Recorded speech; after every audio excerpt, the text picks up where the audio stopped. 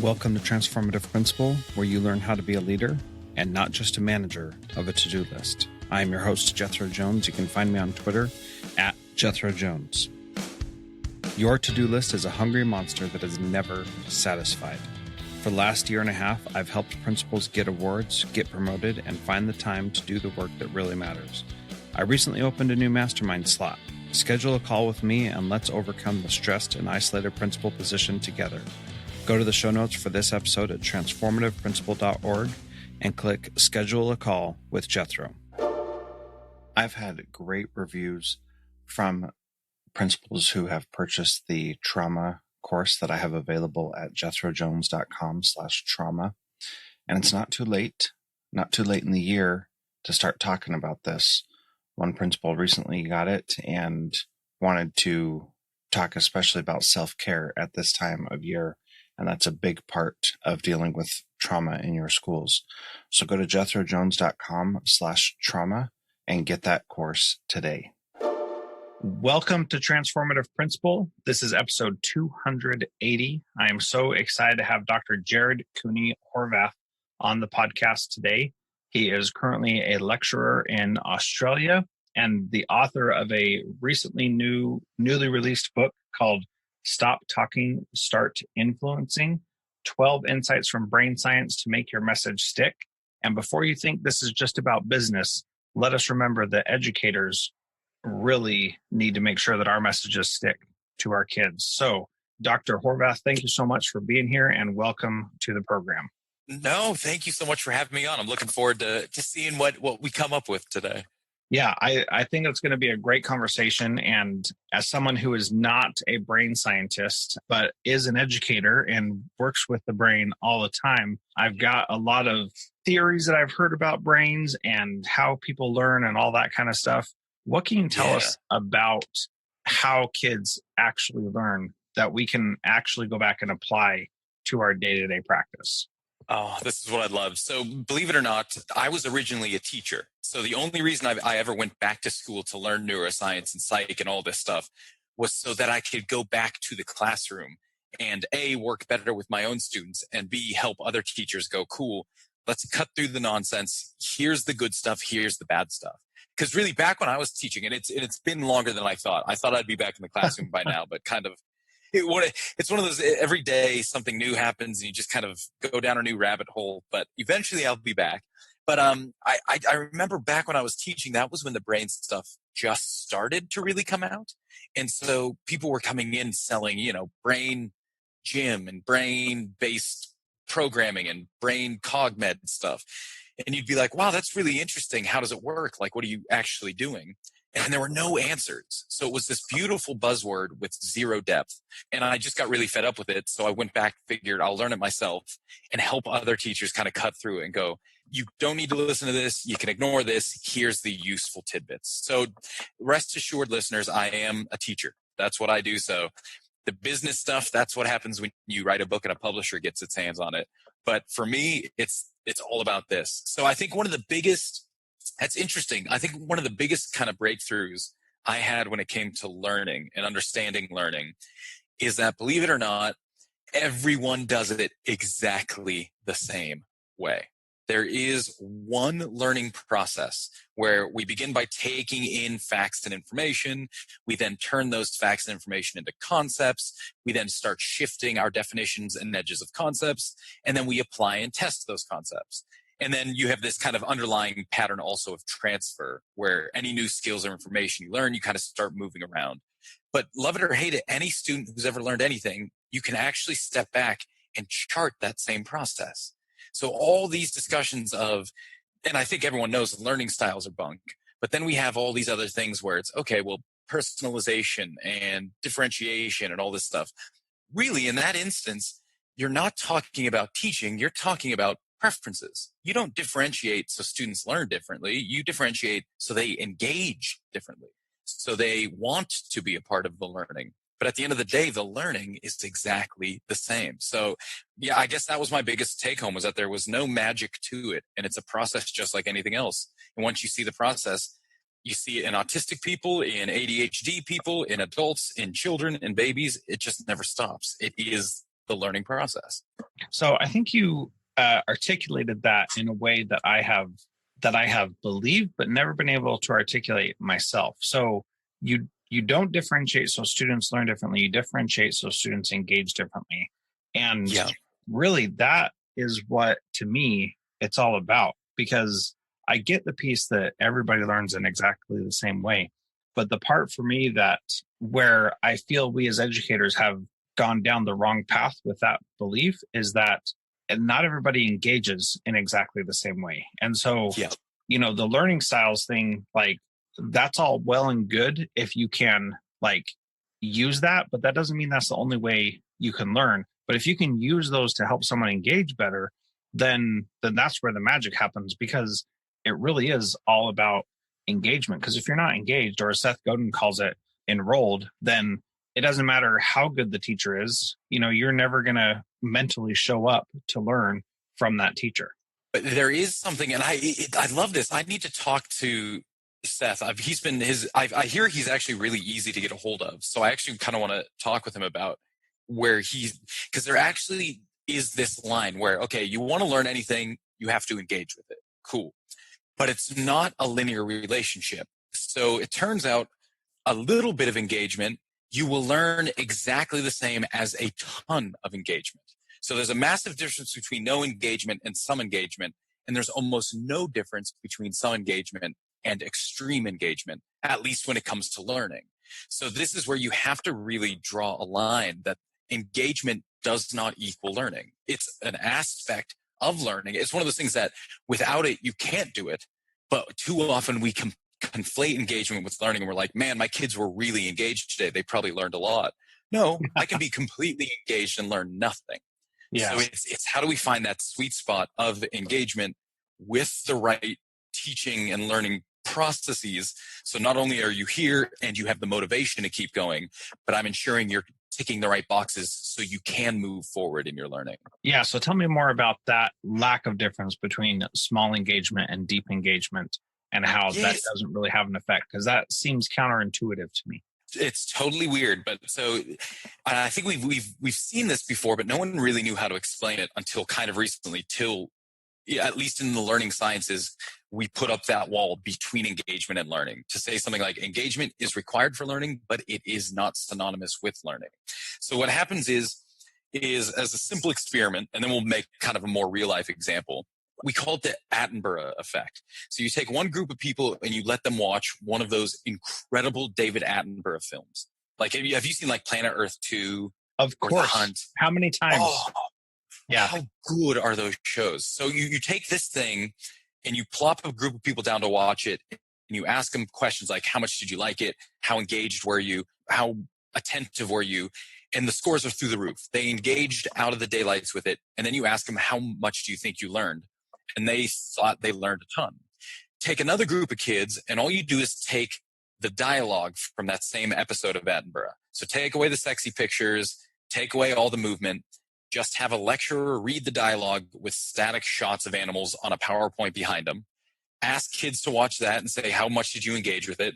And it's really low. It's like 2, 3. It was kind of interesting, but who cares? Ask them how much they learned, and they go, probably not all that much. A week later, test them, and lo and behold, they both learned exactly the same amount. Didn't matter that one group was wildly engaged and one group was mildly engaged. The learning was identical. The memory formation, the ability to recall and transfer didn't change between them. So now there's where you start to go, okay, that sounds counterintuitive, because the third piece then is if you have another group that watches, say, the lecture with no images and it's just boring and they're totally disengaged, like their engagement level is 0, then they learn nothing. So it's like engagement has to be turned on, but once it's on, it doesn't really seem to impact learning. It impacts motivation, it impacts enjoyment, it impacts how much you think you learn, but it doesn't really have that much of an impact on the learning itself. Which, if you think about it, so now go back, my favorite example is always these Marvel movies, is you watch a superhero movie and you're wildly engaged, or you watch a period piece from the 90s and you're kind of bored half of the movie. But at the end of the day, you really don't remember all that much from the Marvel film. You remember about the same as you do from that film you were bored watching, that English Patient that you might not have really enjoyed all that much. And again, it's because even if you're wildly engaged, that doesn't seem to drive learning any more than just medium engagement. Well, that's very interesting. So I think another example of that is another conflation, I would say, is when it comes to educational technology, for example, where Yep.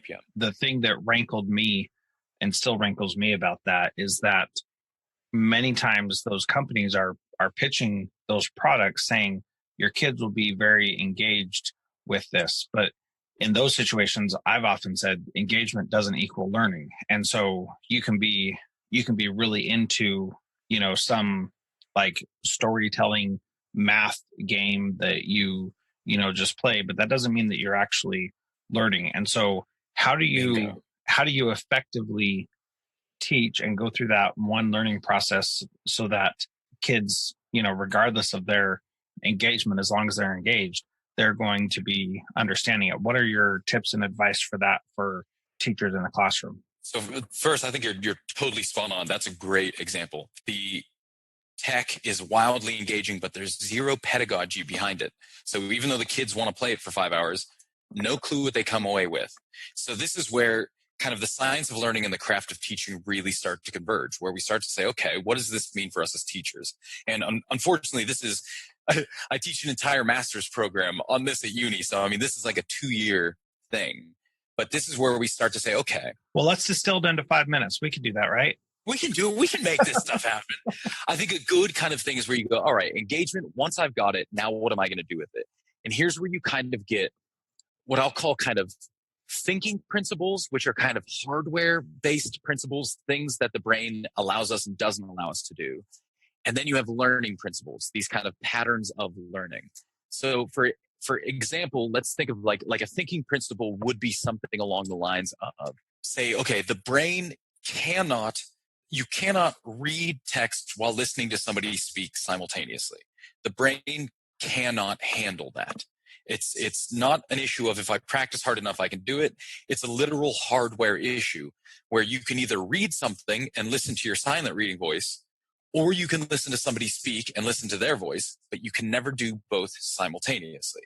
So this is one of those great learning moments or teaching moments where you go, cool, this is a thinking issue where if now that I've got your attention, now it's time to start learning and teaching. I'd better not give you a handout while trying to teach over that handout, or I better not pop up a slide with a dozen words while trying to get you to do something else. So we kind of have these thinking principles, and that's essentially what the book is let's get 12 of these thinking principles that context irrelevant, content irrelevant, these things still hold true wherever, whenever, however. The kind of more fun ones, and I don't go into them in the book. I'm going to do a second book on this specifically just for teachers, are the learning issues. And so this is when you start to go, okay, thinking issues, you can only take in X amount of information at a time before you need time to consolidate it. Thinking issue, you can only focus your attention this duration of time before you need to shift. All right, learning issue, where do I begin? All learning needs to begin with, and people hate it, but it has to begin with facts. It doesn't matter how deep your skills are. It doesn't matter how deep your knowledge and experiences are. If you don't know the facts of something, you can't apply your skills. You can't apply your knowledge. You can't go deep. So a lot of programs at this point, they go into kind of, let's start with inquiry. Let's start with projects. And that might be great for engagement and curiosity, but that's horrible for learning. A kid won't learn by diving into inquiry. They'll get intrigued, but they won't learn. So you got to start with cool. We got to build what are called semantic memories for those facts, for the key 10 or 15 facts. How do you build a semantic memory? You take a further step back and you go, cool, in order to build a semantic memory for a fact, I need to form at least 3 episodic memories for that fact. Now, I know these terms probably mean nothing at all to your listeners, but that's a perfect example of you don't know the terms, so you can't even comprehend what I'm talking about half the time. Because you don't have the facts, you don't have the knowledge. So your listening comprehension skill, totally useless in this context. But so to kind of simplify, this is where we go, cool. What I'm talking about is right out of the gate with learning. Once you've got them engaged, once you've got them curious, maybe you've asked them some questions, maybe you've done an experiment and they're going, whoa, what's going on? Time to start hitting the facts. What you have to do is you have to build what are called episodic memories for the relevant facts. Now, an episodic memory is it's essentially memories of interaction, of exposure tied to a time and place. So right now, I'm forming an episodic memory of me talking to you. And if I ever want to imagine myself talking to you in the future or recall this memory, I have to relive this moment. I have to go back and say, yep, it was that afternoon. I was sitting on my chair. I had my headset on. I totally remember it. My dog was walking around behind me. Boom. That's an episodic memory. So what happens is the more episodic memories you make that contain similar ingredients, you can eventually pull out those key ingredients, those key ideas, and create a standalone, contextless, accessible anywhere, wherever fact in your brain. We call those semantic facts. So right now, this is our first time having this conversation. Cool. Imagine if tomorrow I sat down and I wrote a blog about this conversation. Now I've got two episodic memories with this information. You and I talking about it, me writing about it. Now, a couple days later, imagine I have a debate with somebody about what we talked about today. We debate the podcast. Now I've got three episodic memories about this podcast. Me and you talking, me writing a blog, me having a debate. Eventually, I form all these episodic memories. The only thing similar between them all is the information that we were discussing. That gets pulled out of the context, out of the episodic memories, becomes a standalone semantic fact that now I can access. It's essentially a memory. And now I'm ready to start going deeper with my learning.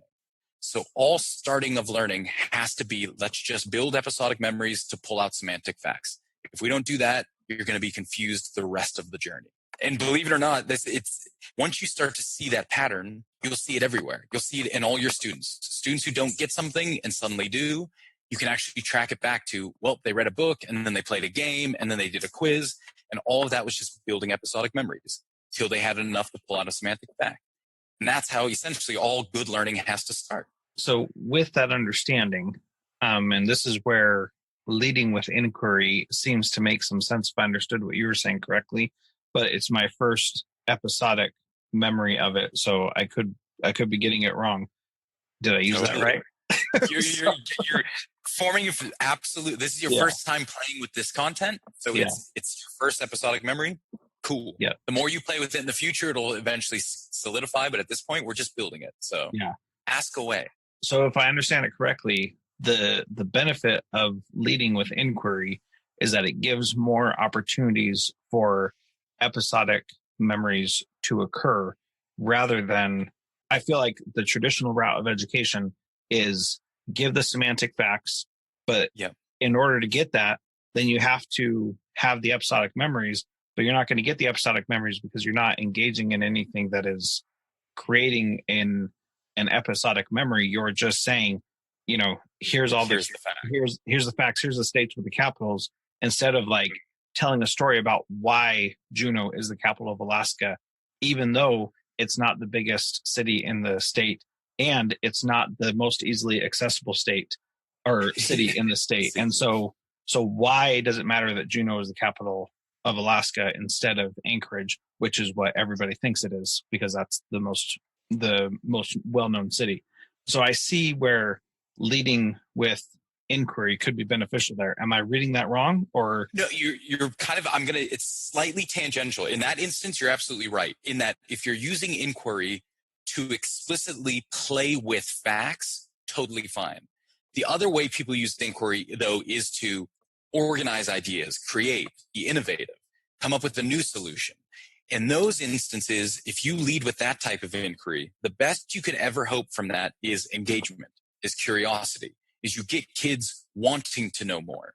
So if you come out with I always use med examples because I work in the med school here. So if I come out with you're freshman med students, and I say, here's a patient with these symptoms, diagnose them. They have no clue what to do. But after working with it for a couple hours, they're intrigued. They want to know how to diagnose this person. So I go, okay, take that inquiry we just did and cite it. Now that you're excited about it, cool. Shove it over to the side. I'm going to take a step back. Now we're going to build semantic facts. So we're going to do active learning with these facts. So draw a picture, have a debate, take a test, do all this stuff. And then once you have the facts, we're going to come back in about a month to that initial inquiry, one that you were so intrigued by. And now you're going to be ready to actually inquire about it. Now you have the facts to allow that inquiry to be more than just digging around, poking on Google. Now your inquiry can be guided in the knowledge you have. So I often say, the traditional form of inquiry where it's just this big project, develop something, answer something. You do that at the beginning, that'll intrigue your students, but they're not ready for it yet. You can only start to bring that in after you then go through the surface facts and the conceptualization. But if you use inquiry as a mode of delivery of facts, then that works fine as a factual delivery. If you say inquiry, go look online and I want you to find me the 5 biggest cities in Alaska and tell me which one is the capital. That's just essentially fact-based guided inquiry. Just go find me answers to a question. Does that kind of make sense? Yeah, that does. And I think that this gets to another one of my little issues with education, and that is that everybody has to know the same exact stuff, even though nobody ever really does. And that is a myth that we're doggedly chasing, never going to reach, despite Common Core and state testing and our best efforts. I really believe that we need to let go of that and allow people to learn things that are important to them and, still have some basic level, but there's just too much right now. And so, for example, we did this thing at my school that we called Synergy. And it was just a name for something where kids were in control of their own learning rather than doing, whatever the state standard was at the time, right? And so we gave them time during the day, and then we let them develop their own projects and do the things that they were interested in. So we had kids who wanted to build a social network, and we had kids who wanted to dance, and we had kids who wanted to teach other kids how to play soccer, volleyball, and do cheer. And so we had all these different experiences that the kids were doing. And the difference is that typically when a teacher does inquiry, they're like, here's this answer that we already know exists. So you do inquiry to try and find it. And it's like, if you already know the answer, then why are we doing inquiry? Just tell them. Yeah, just tell them, And so they do inquiry in that way so they can still say, yes, we met all the standards. The way that we did this is we wanted kids to learn and go deeper in something that they already knew, which means they already had the semantic memories for part of it. And they just needed to continue to develop and grow and learn in that area. And so no 2 kids were learning the same thing, and they were all over the map as far as what they were learning. Now, the amazing thing is that we could very discreetly go into a group, see the things that they were doing, and then tie those 2 standards that we could then say, yes, this kid knows how to do this. So I was working with a student council, for example. They had to do research about different things. So I could see the research standards that they do in language arts that I could check off. They had to publish things. They had to create things. They had to write scripts, all those kinds of things. I could see how those standards were being checked off, but they weren't being checked off the same for every single kid. And that's an area where I think we as educators really struggle, because we want everybody to do the same thing when we just need to be okay with them doing the thing that they need. So then when we do have standards they need to learn, then we need to go through that learning process and teach them that specifically, but recognize that 1, a lot of kids already come with that knowledge. And 2, we can find that if we go in after them instead of saying, here's the answer, use inquiry to get to it. You've nailed it. I think what happened is a lot of people and curriculum, and I'm down in Australia, so very similar here. Curricula and standards were originally fairly vague for that very reason, where it was like, can your kid write or publishable piece? And they didn't tell you what kind, because they were allowing for the fact that some kid might want to write and publish scientifically. Some kid might want to write and publish a blog. Some kid might want to write and publish music, sheet music. So they just had the general theme, can you write and publish, with the idea that the students would be able to fill in, and then us as teachers would be able to link it and say, yep, they did write and publish. It just so happened to be in this format, and it was great. Have a good time. The more kind of teachers ask, like here anyway, a lot of teachers got just really nervous with that. Like, what are you really looking for? And so the standards became more and more specific. Well, we're really looking for effective spelling. We're looking for this type of language. We're looking for these words. We're looking for these headings. And what happened was what was once was a standard essentially got pushed into a fact, semantic fact. They were no longer looking for a skill, an ability, a behavior. They were looking for memory, ability to do a very specific thing. And once you do that, I'm back in that camp where I'm like, well, if you know exactly what words you're looking for to get an A+ on a paper, just tell the kids that. Don't make them guess that. If you have a rubric that says you better use 10 keywords, good. That's a fact. You're not asking your kids to think. You're asking them to give you keywords. Just tell them. Give them the chance to succeed if you know exactly what it is you're looking for. If you want your kids to have agency and be able to go deep, then one of the things as teachers we have to do is say, cool, there are no more yes, no answers. So go back. Remember I said, so surface learning is semantic facts. And necessarily a fact has to have yes, no, right, wrong, black, white. It has to be binary. So right now you can say Juneau is the capital of Alaska, true or false. At this moment, it's true. In the past, sometime it may have been false. Maybe in the future, it's false again. But at any one time, a fact is either right or wrong. So if you have an assessment or a quiz or a test that have right or wrong answers, then by definition, you're testing surface knowledge facts, which isn't a problem. Just let your kids know that.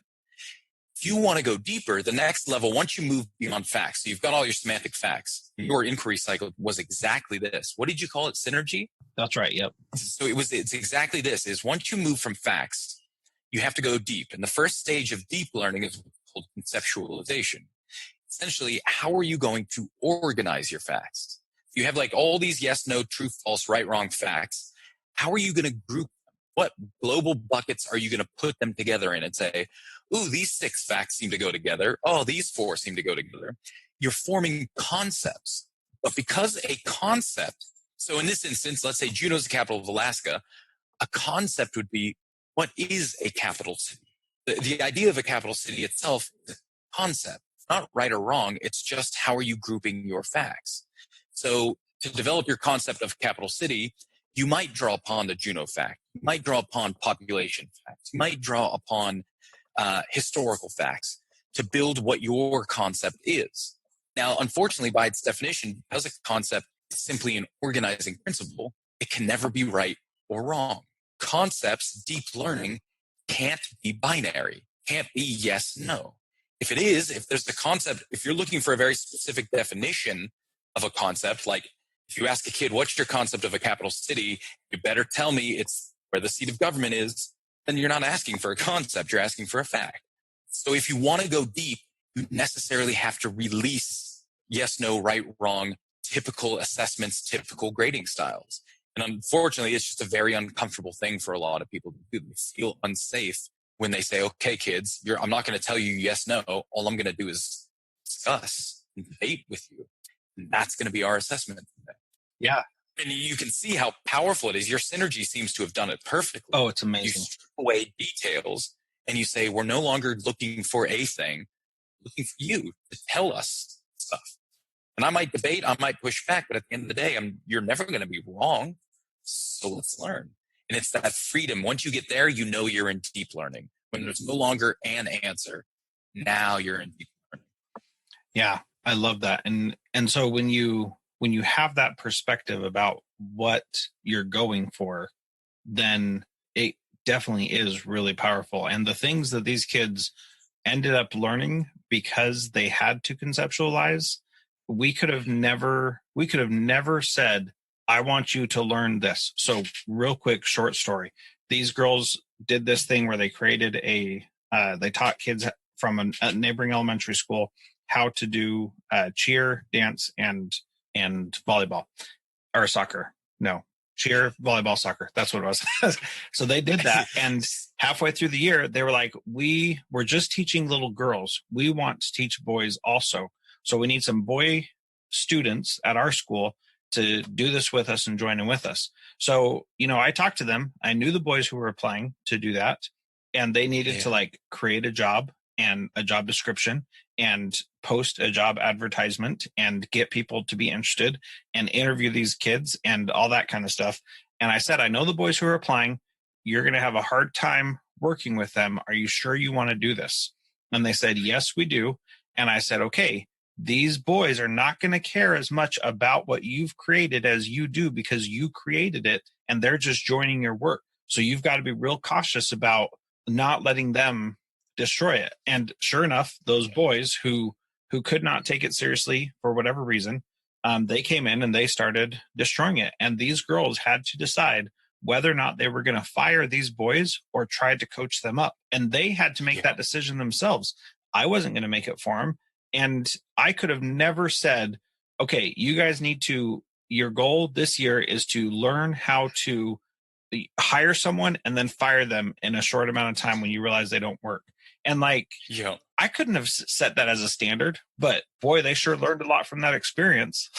Isn't that incredible? And if you, at the beginning of the year, if you'd have been like, here's what I want to see the kids do, you're right. You would have squashed that. You would have not seen, you would have wanted them to go down a very specific road. So when they came to you and said, we're really interested in hiring the boys, you'd say, well, no, I think you should rather focus on this. Mm-hmm.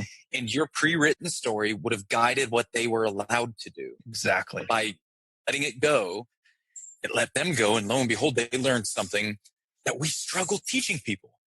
It's hard to teach kids that. And they didn't just teach it. They had to experience it. It means they learned it better than some kid I sit down and say, typically when you hire somebody, here's what you have to do. You need to fire them. Here's a good way to do it. They didn't learn it. They did it. How cool is that? Oh, it was unreal. And that's just one story out of like 50 different amazing stories. Very similar to that. Some very specific things for that one group to learn. Yeah. Another one real quick, our student council, they said at the beginning, our goal is to help students feel like they matter. And so that's what we want to do, is make kids feel like they matter. So we're like, okay, what's one thing that you want to do that? Well, we want to recognize everybody's birthday. So they started that conversation, Jared, in September. The first time they actually recognized somebody's birthday was at the end of February, beginning of March. And for whatever reason, they had to go through that process. But again, like it wasn't my goal for them to do that. That was what they came up with, and that was what they wanted to have happen. And so they had to figure that process out. They had to go through that. And had I wanted them to learn a specific thing, then even a conceptualization of something, they couldn't have gotten there in that same way if that was my goal, right? And so they learned how to organize. They learned how to make assignments that people fell through on and all that kind of stuff. And it was, just so many different stories about this kind of stuff. And last one that I just have to share real quick. So yeah, I love these. My daughter has Down syndrome. She's very far behind everybody else academically. And she joined a group and they were supportive and helped her and did great. And then at the change in the semester, a girl said, I want to do sign language and I want more people to join me. And so my daughter, who has experience with sign language, went from being someone they were making accommodations for to leading the sign language group with this other girl. And each time I went into the classroom, I saw that she was taking a leadership role. And that was something that she never had that opportunity to do in any other class, because she just didn't have the skills to be able to lead. And this one, she did. And so she got leadership experience that was not fake, that was not set up by a teacher to make it happen. It was her taking her own knowledge and skills and being able to share those with somebody else. And I mean, I can go on all night, but I won't. Did that just make your heart sing? Oh, like I'm working on my first kid, but it's taken longer than expected. But I have my dog. This is as close to my kid as I got. And every once in a while at the park, she'll do something. And it's like your heart melts. Yeah. When you're like, oh, she's interacting differently today, or she's leader of the pack today. And it's just like, oh, yeah, it's so beautiful when you see it happen. Yeah, it's amazing. And so we can only imagine it like 10 times more with actual human beings. Yeah. But in my small experience, I love it. Yeah. And with our synergy groups, that's exactly what we saw, was kids who weren't the leaders taking leadership roles and doing hard things. And I really believe that it's because we didn't set it up to be, this is what you need to learn. Our goal at the outset was make the world a better place. And you, using your own gifts and abilities, you figure out how to do that. Make it happen. And you know what you've done too? kind of now moves into, hear me out. This is going to sound weird for a second, but it'll make sense in the end. Did you ever have to sit down and teach your daughter and have her go through a class on leadership abilities? Or did she just manifest those when it was her time to do it? She manifested them when it was her time to do it. Did you ever have to teach those girls social skills, emotional regulation skills, and empathetic skills when they had to fire the boys? Like, did you sit down and say, today's empathy day, or did they just demonstrate it when the time came? Well, what's funny is most of them demonstrated it. One of them was a total jerk, and I did have to teach her.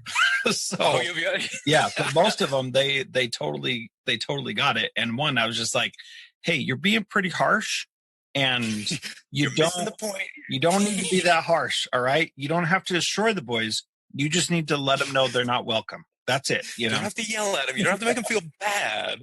But this is what I love. So there's this big movement in education now where we try and teach kids well-being, and we try and teach kids resilience. And the stats on kids' abilities to do these things are so low right now. It's like, why do kids in our generation, why are they so non-resilient? Why do they not have these social skills? And our answer to it is, well, we're not teaching them hard enough. Come on, let's get more classes. And there's a big movement down here called positive education, where every Monday you've got your well-being class. Every Tuesday you've got your empathy class and your failure class and your resilience class. And the biggest joke in the world is you don't teach those things. You live those things. All those skills that we want our kids to have are what are called contextually emergent skills. You don't sit down and do them. They happen because you're in a context where you have no choice but to do those things. So, for instance, my wife went to Nepal last month. So she's a psychologist, and she really wanted to work with Nepalese women and teach them resilience and female empowerment and all this stuff. So she calls me about 3 days after leaving, and she says, these women need to learn resilience about as much as I need to learn how to tie my shoe. They have resilience in spades, even though they don't know it. They've never been trained on it. They don't know the terminology. Why? If they weren't resilient, they would have died. They didn't have a choice but to be resilient. It's a contextual issue. So the reason why our kids today are not resilient, are afraid of failure, have low well-being, isn't because they don't know enough of it. It's because we've built a context where they don't ever get to exercise those skills. So for instance, take something like fear of failure. I just worked with a school this afternoon where their big thing is their students, it's a girls' school, the girls just cannot handle failing, and they keep trying to work with them on it, and the teachers keep trying to show them it's okay to fail, it's okay. I walked into that school, and within 5 minutes I said, I know exactly what your problem is. He said, what? There's two things. One, your teachers are afraid of failing. The teachers will say to their students, fail, but their jobs are so on the line all the time if their kids don't perform that the teachers themselves never fail, never make a mistake. And trust me, kids will always mimic the teacher's actions more than their words every day. So even if a teacher says, be nice, if a teacher says, be nice, and then goes and hits someone, the kid learns to hit people. And in this instance, the teacher says, it's okay to fail, but it's very easy to read their body language that they're terrified of failure. So what am I going to do? Listen to you or actually live like you? The latter. So one, there's no context for the teachers to fail.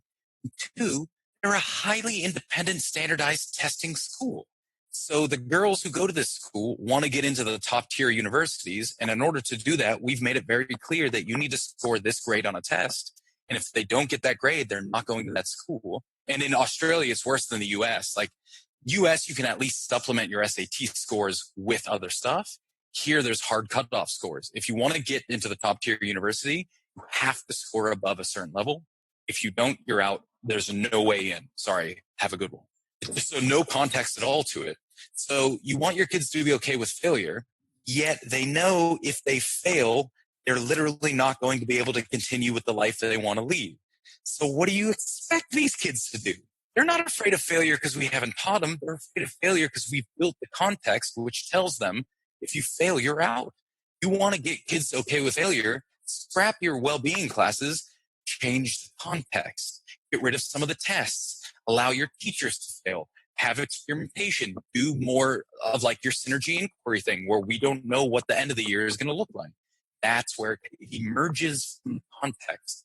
It's not a skill that's taught and then you can just do wherever you want to do it. Yeah, absolutely. And there were a number of kids who failed numerous times and could never just start. And we kept saying, that's part of the process. We're not worried. Like, you don't have to show an A to be successful in this synergy project. You need to be doing something. And, some kids, they didn't do a lot. And so we would have conversations and we'd try to coach them up and we'd try to get them to make better choices. And, most of the kids did awesome with that. Some of the kids, boy, they couldn't ever do anything productive the whole entire year during that time. Now, does that mean that was a total waste of time for them? I don't think so. I believe that they still learned valuable things. They learned one aspect that isn't necessarily a positive thing, but they did learn it, that there are times where you can get away with not doing anything. And that is a reality of life. And we as adult educators are afraid for kids to learn that. But that's the truth, man. They learn that, look, you control your destiny. You learn how to play the game. You learn responsibility or lack of, you learn consequences. If there is none, there is none. Sometimes, congratulations. That's what learning is supposed to be in schools. Yeah. I love, but don't get me wrong. I love content, but honestly, there's kind of this argument that school is meant to prep kids for work. Nonsense. Trust me. If you want a kid to work, you don't need a 12-year general education. You need a 2-year apprenticeship. They'll learn everything they need to know about a job just by going and doing that job. So if the purpose of a 12-year general ed isn't about getting a job, then what else is it about? It has to be about those experiences. It has to be about failing. It has to be about succeeding. It has to be about getting a girlfriend and losing a girlfriend and failing a test and passing a test and being a leader and being a follower. It has to just be about experiences. So when you go into the real life and decide, maybe I do want to go learn about a job, and you do go get an apprenticeship, it is still all apprentice. I'm not a neuroscientist because I've been doing it since I was in kindergarten. I'm a neuroscientist because after all my education, I made a choice and trained specifically for that. So all the pre-education just has to be giving me experiences and ability to learn, knowledge of my own processes and abilities, so that when I make my decisions later in life, I feel confident enough to go do that. You don't have to get me a job. You don't have to answer my questions. You just need to make sure I get the experience of doing them. And that's what I love about K-12. Yeah, that's awesome. I think that's a great place to end. The last question that I have for everybody is, what is one thing that a principal can do this week to be a transformative leader like you? I would take out the like you. I don't know that I'm quite yet at the transformative leader level. I'm trying my best to run a lab, but I'm not great at it yet. I'm learning all the things that I think good principals already know in terms of listening, in terms of not micromanaging, all that stuff. But I think the best, when I think back to the best principals I've ever worked with or the best lab leaders I've ever had, it's people, it's going to sound weird, but it's people who you don't really know what they think at the end, because they're not trying to convince you to agree with them. They're just trying to get you to question your own thinking and assumptions. So I just remember working with two different lab leaders, one principal and one lab head, where it didn't matter what idea I came up with, they would just push against it. They would say, have you considered this? Have you considered this? Ooh, what about this? And it was infuriating at the time, but your concepts expand, they expand, and eventually the idea you come up with is so much better than it would have been in the first. And then you take a step back and you go, I actually think my lab leader agreed with my original idea. She was just pushing against it to get me to keep going. So in the end, I really have no idea what their opinions, thoughts, beliefs are on anything, because they were too busy just getting me to think about mine. Yeah. So that's, I think, a good point. It's not about convincing others to agree with you, it's about getting them to just question themselves. Yeah, I think that's a great answer. I love that. Jared, how do people connect with you, learn more from you, and get your book, Stop Talking, Start Influencing? So yeah, the book is everywhere. It's on Amazon. It should be in all the bookstores out there. So that's easy to find. And I've got a website called lmeglobal.net. So that's learning made easy, is what the LME stands for. And on lmeglobal.net, there's some videos, there's some links. I have some classes that are online that are, I think, free now. I hope they're free. Somebody tried to steal it once. It should be free. Somebody tried to upload it to one of those sites. It was weird. I didn't know what the heck was happening. And then I just started Twitter as well. So I'm at JC Horvath. And if you like sports tweets, that's about all I'm good at right now. Game of Thrones tweets, that's about all I got. But hopefully I'll get better at that as well. That's okay. Game of Thrones tweets are all the rage these days, so that'll be. That's why I'm enjoying it right now. So. Yeah, this podcast won't age well since this is the last season right now, but that's okay. I'm sure it'll be canonical. Game of Thrones will always be in our hearts. That's right. Okay, well, thanks so much again for being part of Transformative Principle, Jared. I appreciate it. Thank you. You guys have a good one.